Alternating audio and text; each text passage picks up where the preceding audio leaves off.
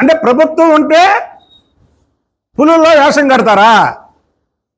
ప్రభుత్వం పోగానే మీ నిజ స్వరూపం పిల్లుల్లో బయటకు వచ్చి మియావ్ అంటారా? వాడు గుర్తుపెట్టుకోండి,